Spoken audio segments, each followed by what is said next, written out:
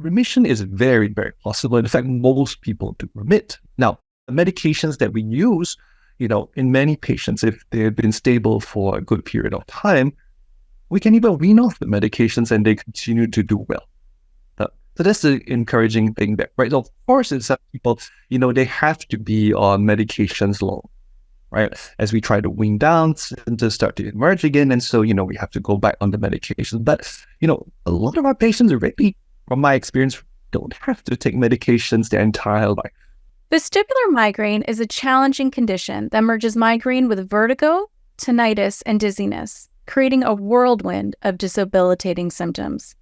It's no wonder this topic is one of our most requested each year.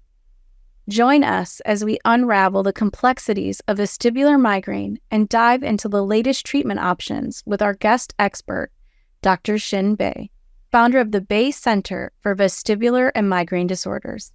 Dr. Bei, welcome back to the Migraine World Summit. Pleasure. Thank you for having me. We have so many questions, so I'm going to jump right in. What are the symptoms of vestibular migraine? There are many symptoms, right? So I think you alluded to some of them earlier, meaning, vertigo and dizziness. It's always important to clarify what we mean by vertigo and what we mean by dizziness. So vertigo is essentially a sensation of motion when there is no motion. So you may feel that you are moving or your environment is moving. It can be spinning, rocking, tumbling, falling through space, floating, swimming, these types of sensations. Some people feel that the ground may be moving or tilting. And dizziness, on the other hand, is more of a sensation of rather non-specific disorientation without the sensation of motion. So, you have symptoms like lightheadedness, for example, sensation of queasiness, things just don't look right, things don't feel right, as if you're wearing the wrong glasses, for example. That essentially falls under the umbrella of dizziness. You also have postural symptoms, meaning, symptoms you experience while you are upright, while you're moving around. So, the most common one, of course, is, when a person is upright and walking, they feel off balance. In some cases, people may experience a sensation that they're being pushed or pulled in a particular direction. Of course, these symptoms have to be accompanied by migraine symptoms, right? If we look at the diagnostic criteria for vestibular migraine, you should have either the typical headache of a person experiences when they have a migraine attack, light and noise sensitivity, or visual aura. Now, of course, outside the diagnostic criteria, we have plenty of other symptoms that we can also experience. So you can have, you mentioned tinnitus, so a lot of hearing symptoms or ear-related symptoms, so pressure in the ears, tinnitus. It can even be ear pain, ear pressure, weird sensations like, vibrating feelings in the ear, itching in the ear, like little bubbling noises. Many different ear symptoms, have been recognized as, being related to migraine. Now, of course, they're not part of the diagnostic criteria, but they're still important to recognize. Some patients may experience a bunch of visual symptoms. So you can have things like, blurry vision, very non-specific, but very commonly described in our patient population. Some patients experience double vision. So it can be horizontal, meaning side by side. It can be vertical, meaning one on top of the other. Some people experience visual snow. So vision looks as if it's pixelated. Some people have rather unusual symptoms, right? So for example, palinopsia, where, you look at an image and then you turn away, you continue to see the image playing in your vision. Some people also, experience, changes like what we call Alice in Wonderland type of symptoms visually, where objects may appear larger, smaller, closer, further away, split in half. Very bizarre type of symptoms to any person who's not familiar with migraine would think, highly unusual and perhaps they could psychiatric in nature. Sometimes you may experience even like autonomic symptoms. So some people experience diarrhea when they're having one of these attacks. They turn pale, they get, very sweaty. Some people turn really red, get flushed. Their ears may turn red. Some produce more tears. Mouth may get dry. Nose may start to run. Eyelids may get droopy. So any symptom can occur in vestibular migraine. I cannot believe how lengthy that list of symptoms is and how confusing so many of them are, because if you're not experiencing extreme head pain, you might not realize that some of these other symptoms, especially the ones involving the ear, that they could be a migraine condition. Can someone with a different form of migraine later develop vestibular migraine? Absolutely. So I tell our patients, to try and understand, the different manifestations of migraine. that the genetics don't change through life, right? Your genes remain fairly constant, but the expressions of the genes can vary through life, and that will depend on many different factors. Most important one, being hormones, right? So, in children, many children develop, forms of migraine which we don't typically think of migraine, right? The non-headache forms of migraine, like cyclic vomiting, for example, abdominal migraine where they have abdominal pain. Some, of course, have vertigo. Now, when puberty comes along, and as the hormonal changes take place, then we see the more typical manifestations with the headaches and with the visual aura in girls. In boys, of course, the migraines become much less common and less frequent, rather. As you get older, through life, as you're starting to get towards the menopausal period, as the hormonal changes then occur, we see a reduction. Now, majority of patients, there's a reduction in their frequency and severity of the headaches, but a lot of people then experience an emergence of vestibular symptoms around that time. So generally, we tend to see the manifestations of vestibular migraine a little bit later in life compared to, say, migraine headache. I do want to touch back upon perimenopause, menopause, hormones, and vestibular migraine. So viewers, we will cover this topic more in depth, but I want to make sure that we have time to cover treatment options because most people with vestibular migraine really want to know how to feel better.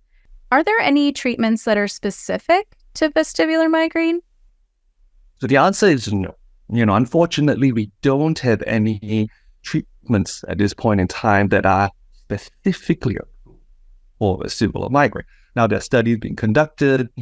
There's, of course, some device that's being studied at the moment specifically for vestibular migraine. So, we are excited and we're waiting for that. Many of the medications that work for migraine also work for vestibular migraine. So, you have a variety of them, right? You have your tricyclic antidepressants like nortriptyline, amitriptyline, desipramine. We have the newer antidepressants like the selective norepinephrine reuptake inhibitors, the selective serotonin reuptake inhibitors. Now, of course, the SNRIs, in my experience, tend to work a little bit better than the SRIs. We have the anti-epilepsy medications that work really well. We have the antihypertensive medications that also can work. We have now, of course, the newer ones, right? The CGRP blockers that everyone is excited about. Those also are showing, the evidence that they do work well for people with vestibular migraine. And even more interesting, Botox, right? We're seeing Botox also. There's some data that's emerging that shows that it does help people with vestibular migraine. Neuromodulation, cephalic device, with the gamma core. Our team, when I was at UT Southwestern, did the study where it showed that gamma core stimulation can help with vestibular migraine attacks. And so does the cephalic device. So one of our viewers, Audrey, asked about cynarizine. What is it, and is it an effective treatment? So cynarizine is it's an old medication. So it is a little bit of an antihistamine and a calcium channel blocker. It's not available in the US for prescription, but there are several studies, overseas that show that it does. It's one of those that can work for vestibular migraine prevention. We know this can be a lot of information to absorb in 30 minutes, and many of this year's interviews simply wouldn't fit into the free 30-minute timeframe. With purchase of an all-access pass, you can watch the full extended edition interviews, review all of the interviews at your own pace, read and print the interview transcripts to share with family and providers, and even listen to the audio files on the go. Your support helps keep the Migraine World Summit running year after year and contributes to the annual donations made by the Summit to global migraine advocacy partners. Empower others and yourself with expert insights that can help you reduce attacks and better manage migraine today. What do you think the hurdles are to developing specific treatments for vestibular migraine? I think one of the biggest hurdles is, of course, the trials, right? Like, what do you measure? At the end of the trial, do you measure the headaches? Do you measure the vertigo? Do you measure the dizziness? I think a lot of, like, with the Association for Migraine Disorder, a couple of years ago, that's one of the papers that, we authored, right, talking about, how do we measure in vestibular migraine in clinical trial? Because if we were to go to the FDA, what we would need is, data, right, to show, okay, this is the data, well, of course it has to be validated, right? And it's how we measure, the vestibular migraine severity in these patients. And this is the data afterwards. So with migraine headaches, we have really good patient outcome measures, right? You have the MIDAS score, HIT6, and a variety of, other scores. And so, there's very good ways of, quantifying, changes in these symptoms. And so we don't really have that, unfortunately, with vestibular migraine. There's some scores that we use to measure dizziness, vertigo in patients, like the Dizziness Handicap Index, VSS or Vertigo Symptom Scale. It hasn't been validated as much in, so studying in vestibular migraine, unfortunately. And so I think that's one hurdle. I think another issue is, when we measure vertigo and dizziness, a lot of our patients, also have dizziness between the attacks of vestibular migraine. It's not just, having vertigo and dizziness during the attacks, not a small number do, but a lot of patients do feel dizzy, kind of even in between the attacks, right? And so measuring all of these data points, we have to figure out a way to do it. And before we specifically study the treatments for vestibular migraine. Complicated all the way around. Very much so. And what are some of the treatment options for vertigo and dizziness? Depends on the cause, right? That's what I tell all our patients. It depends on what the cause of the vertigo and the dizziness is.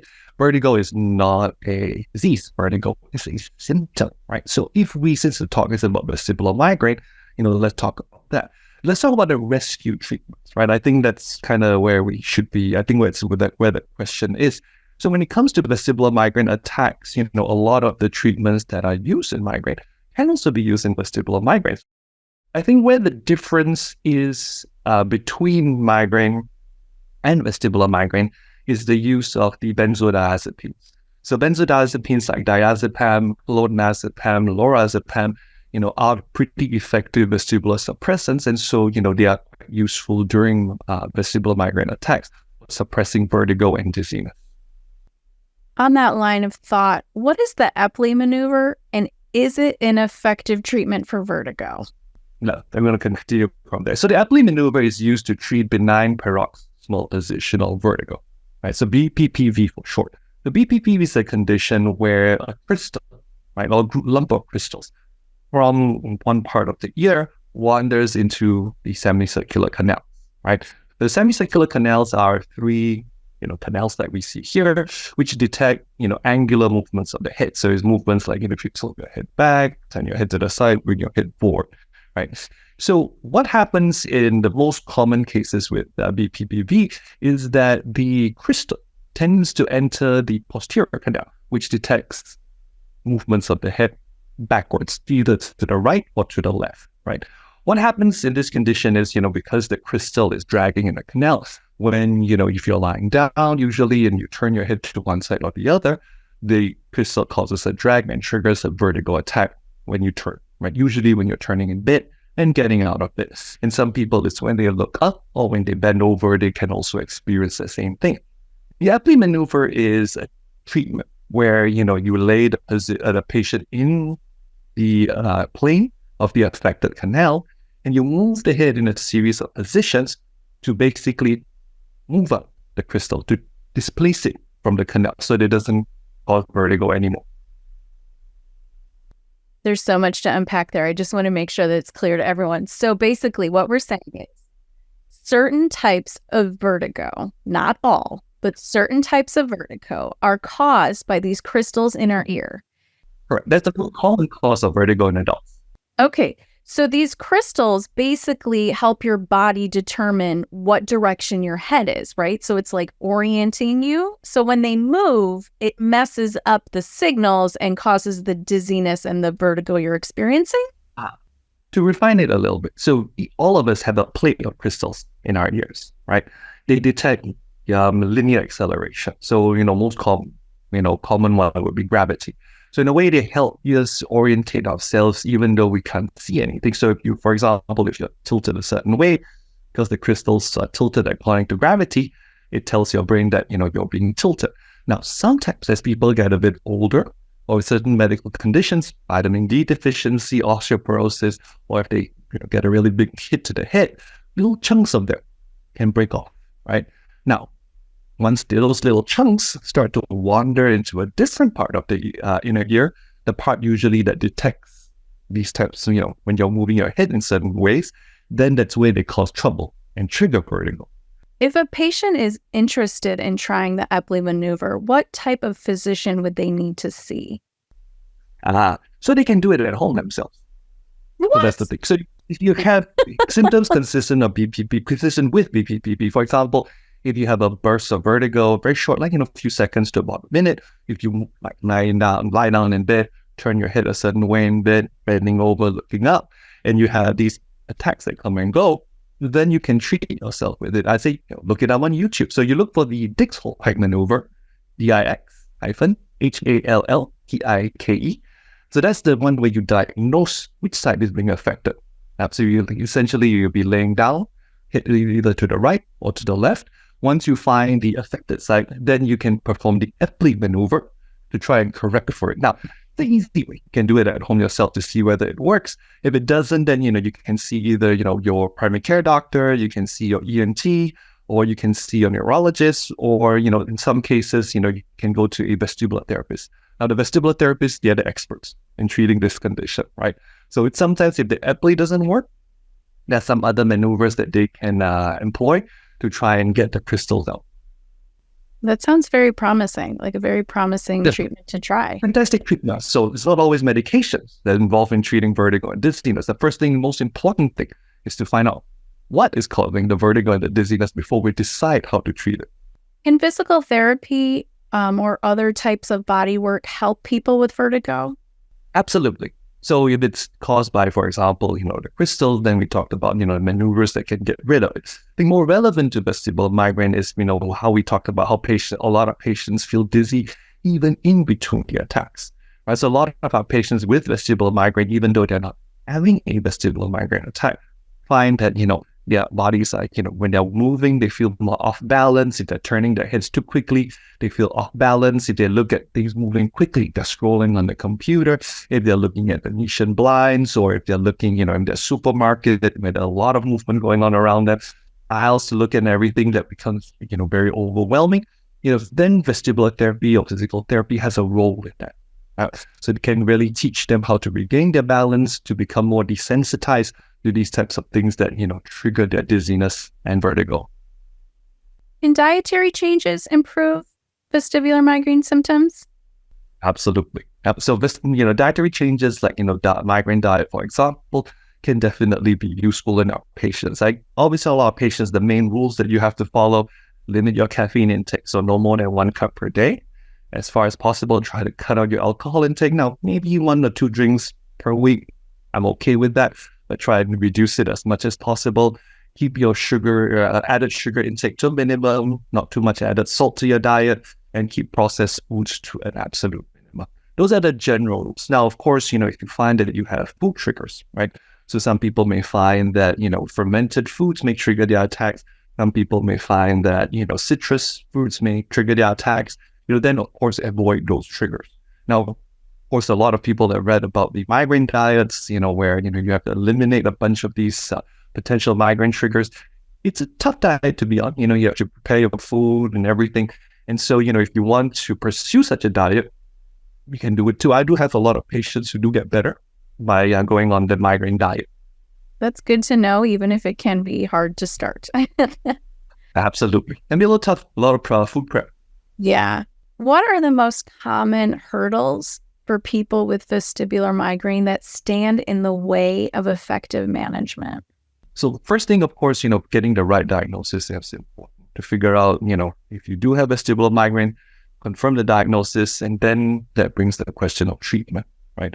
So a lot of people, unfortunately, still think of migraine, treatments as mainly catering to migraine headache, but, a lot of these treatments can also work for people with vestibular migraine. So I think the biggest hurdle, is, awareness, and of course, finding a specialist or physician who is able to, make the diagnosis clear, and then, start you on the right treatment.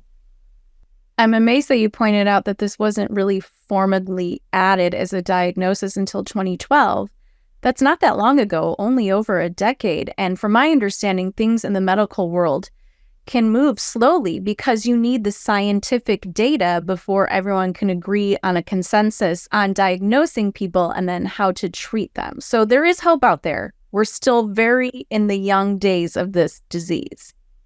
Are there any comorbid diseases that can increase the risk of vestibular migraine? Absolutely. So we do have a lot of comorbid diseases with vestibular migraine, right? Whether they increase the risk of vestibular migraine, that we are not sure. It's kind of, the chicken and egg type of situation, right? So a lot of people with vestibular migraine tend to have anxiety, and a large number also have depression. Now, of course, when it comes to migraine, depression, and anxiety, that's the whole chicken and egg thing, right? So I generally see that, people with vestibular migraine tend to already have a predisposition to anxiety. And of course, when the symptoms occur, that aggravates the anxiety by a lot, right? So that's one. Of course, having a history of migraine definitely increases the likelihood of you developing vestibular migraine later in life. A history of motion sickness in childhood also does increase the likelihood of a person developing vestibular migraine later on in life. Again, it's genetics, right? So the genes are there, how they manifest in life depends, on several different things, right? Other things that we do see that are comorbid with vestibular migraine would be a condition called, persistent postural perceptual dizziness, PPPD, which is essentially a condition where a patient feels dizzy all the time. They find it difficult to move around without feeling dizzy. Of course, the worse the vestibular migraine attacks are, the more frequent they are, the worse the triple PD can get. We do see a lot of, we mentioned BPPV earlier, benign paroxysmal positional vertigo. We do see a higher incidence in people with migraine and with vestibular migraine. Kind of mysterious at the moment as to why the link is there. We think probably because, number one, vitamin D levels tend to be lower, so that increases the risk of both. But there may be some, undetected inflammation going on in the inner ear, which somehow damages those plates or crystals and causes little chunks to, break up more easily in people with migraine and vestibular migraine. We do see a larger number of people with vestibular migraine who also have Meniere's disease, right? So we talked about certain hearing symptoms. Meniere's disease is a condition where, the inner ear swells up with fluid, and that something causes it to, rupture, the fluid leaks out, they get vertigo. But during that time, you usually have many hearing changes. There's the ear pressure that builds up on one side, the ringing in the ears, they start to lose hearing, and then the vertigo hits, and over time, they tend to lose more and more hearing on the affected side. And so we do see a lot of that too with people with migraine and vestibular migraine. Fascinating study that just came out, I believe, from Germany, showed where they imaged the inner ear with MRI, showed that, in Meniere's disease, you definitely see swelling, right, of the inner ear, but there is some degree of swelling in people with vestibular migraine, which is fascinating, right? We think of it as more of a disorder of the brain, but we do see evidence that the inner ear may have a role to play in vestibular migraine too. I find it very interesting that the swelling of the inner ear is showing up in some patients. And I think a lot of people listening to this will maybe think that that is happening to them as well. It's just very interesting. Can people who suffer from concussions or stroke be more prone to developing vestibular migraine? Honest answer is we don't know, right? I'm not aware of data to show that, for strokes, for example, right, increasing the risk of vestibular migraine. I wouldn't be surprised depending on which part of the brain is affected. See, it affects, more the vestibular side, the trigeminal side, of course, that can increase the likelihood of developing, symptoms consistent with vestibular migraine. Concussion is an interesting one. So, I do see a lot of patients in whom, they have a concussion, traumatic brain injury, and that, sets off symptoms consistent with vestibular migraine. It can be tough in the beginning to, kind of differentiate whether this is, more from the concussion or the vestibular migraine. But I think as time goes by, it becomes clearer as, the concussion symptoms tend to get better. If we continue to see the migraine symptoms, the vestibular migraine symptoms persisting in some people. In one of your previous answers, you mentioned vitamin D kind of in passing. So I want to ask, what is the importance of vitamin D? So vitamin D is a hugely important one, right? We are only beginning to understand, the role of vitamin D. So we go back to, let's just say the multiple sclerosis world, they found out that vitamin D was very important. People who had low vitamin D were at higher risk of developing multiple sclerosis, right? And so from there, we began to see more of its importance in a lot of neurological conditions, like, strokes, for example. And in migraine, people who have lower vitamin D levels, tend to have more issues with migraine, right? And replenishing vitamin D levels have been shown to help people with migraine. So that's the, interesting link between the two. Are there any other vitamins or supplements that you think could support someone with migraine or vestibular migraine? Absolutely. So when it comes to migraine, this is all the data coming from our migraine colleagues, right? So huge ones, of course, you have vitamin B2 or riboflavin and magnesium. B12, for example, hugely important vitamin for our nervous system. Folic acid, also very important. Vitamin B6, also really important. Those play a role in people with migraine. Coenzyme Q10 also has been shown in several studies to help people with migraine. I find it useful in my patients with vestibular migraine as well. Vitamin E has been shown to help some people, around their menstrual cycle with migraine attacks. So that one also could be a useful one. Vitamin C is a fascinating one. Although we don't have direct studies to show whether it helps in migraine or not, we can infer several different, lines of evidence that say it probably could, right? So number one, it can help with pain. It may help with inflammation. And number two, interesting enough, it can also help with anxiety and depression, which we see a lot in people with migraine and vestibular migraine. Do perimenopause and menopause affect vestibular migraine? So we tend to see the emergence of the vestibular migraine symptoms around the perimenopausal period. Now, I'm not aware of what sort of changes would happen once you pass menopause at this point in time. But we do see, like most patients, the symptoms tend to emerge around the perimenopausal period. My hypothesis is possibly from getting the fluctuations of the hormones approaching that time, right? And so, a lot of patients, get on treatment at that time. And so, I can't really tell, right, what would happen, after menopause with vestibular migraine symptoms. But it seems to differ from the headaches, from what I see.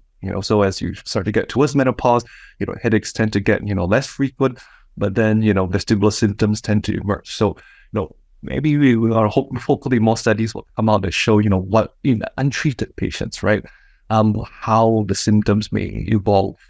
If you're starting to experience these symptoms of vertigo and dizziness, you might be experiencing a new onset of vestibular migraine, and you should try to check that out. We're bombarded with so many other symptoms during perimenopause that it's often hard to tell what doctor to go to, what symptoms are fleeting, what's are going to get worse. It's just so hard to navigate. So having someone say, hey, there is a correlation in the uptick, and to see someone there's hope is just a great message to get out there. So thank you for that. Absolutely. You may need to also see the gynecologist, of course, right? So sometimes, getting on hormone replacement or even getting on a form of hormonal contraception that could perhaps smooth out the fluctuations a little bit can be really helpful in some patients.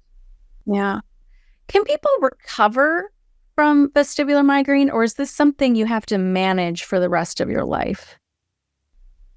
So it can remit, meaning it can, start to get better. The genes are with you, unfortunately, your whole life, right? That we can't change at this point in time. I hesitate to use the word cure or recover because, the genetics are still there. But remission is very, very possible. In fact, most people do remit. Now, the medications that we use, in many patients, if they've been stable for a good period of time, we can even wean off the medications and they continue to do well. So that's the encouraging thing there, right? So of course, in some people, they have to be on medications long, right? As we try to wean down, symptoms start to emerge again. And so, we have to go back on the medication. But, a lot of our patients really, from my experience, don't have to take medications their entire life. I know that migraine in general is a progressive disease. So if you don't manage it effectively, you're going to just end up with more frequent and more severe attacks. Do you find that is the same thing with your patients as well? Absolutely. So especially, if you're not treating it well, especially the attacks, then of course, migraine attacks you get more migraine attacks over time, right? The pattern we see in vestibular migraine, of course, is, you get the vertigo attacks, really bad dizziness, and then, it settles down, but, you're still kind of left in a dizzy state. and, you get another attack, and then, another attack. So, even in between attacks, the dizziness, the sensitivity to multiple things like movement, visual stimuli tends to get worse, right? And then, of course, when you become more, dizzy, more sensitive to things, then you can get more migraine attacks. And of course, this vicious cycle that we see. Where can we learn more about what you're doing or follow your work? So you can go to my website, it's www.drbear.com, and talk about some of the nutritional stuff. Our website, the clinical website, it'll be, www.vestibularmd.com. I wrote the book, Victory Over Vestibular Migraine, to really help our patients. There's just too much to talk about, in a short time. There's just too much to talk about during a clinical visit. And so, I had to put something together for people to learn about the condition. The VEDA website, the Vestibular Disorders Association, has really good information. I think Migraine World Summit, you all had really good information as well. The American Migraine Foundation, the Association for Migraine Disorders, Migraine Strong, many of these groups now have really good information about vestibular migraine. So there's plenty to learn. I found a lot to learn actually on your website. There's some great videos on there of other interviews you have done. So I recommend people go and check that out. I want to thank you formally, Dr. Bae. I really appreciate your time and your knowledge and your excitement about the future of this disease. Your insights today have been invaluable, and I just thank you so much for coming here today. Always a pleasure. Thank you for having me.